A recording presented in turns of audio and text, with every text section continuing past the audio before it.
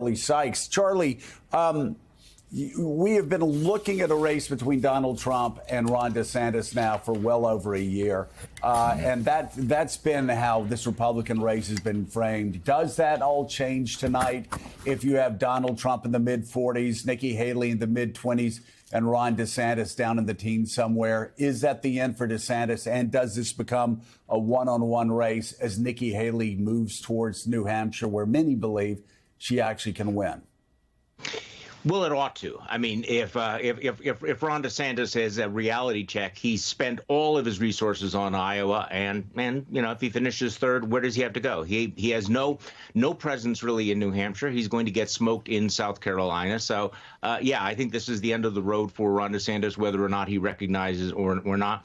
And so, yes, it does become one-on-one, but I have to say, you know, you have to pull back, though, the reality check, looking at the Republican Party, looking at the polls, looking at the map. Over the weekend, Marco Rubio and Mike Lee refuting the idea that people grow in political office and endorsing Donald Trump. The Republican Party is in the process, not just of consolidating, but in completely once again surrendering to Donald Trump. So we're going to play this out. And pretend maybe that there's a glimmer of hope that Republicans will wake up sometime in March or April and say, you know what, maybe we ought to move on from Donald Trump. But right now, there's no indication that's going to happen.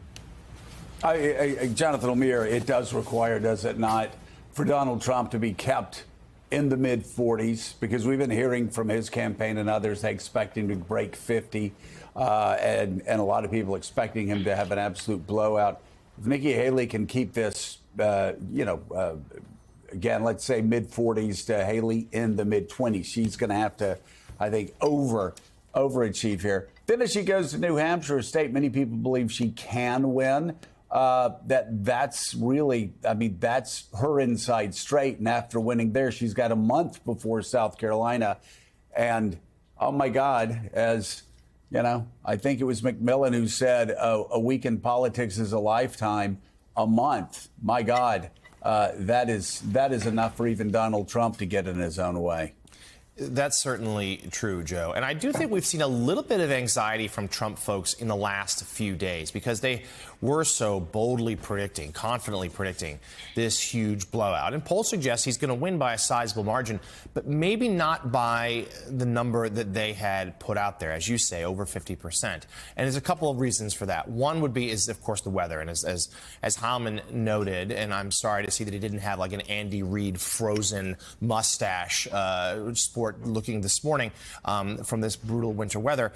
There is concerns that people are going to stay home tonight because it's just going to be dangerous to be outside. Legitimate reasons to stay home tonight. Secondly, we've seen Trump for the first time all campaign, in the last 24, 36 hours, go on the attack against Vivek Ramaswamy, of all people. And Ramaswamy has been very supportive of Trump throughout his campaign. He's never really criticized him.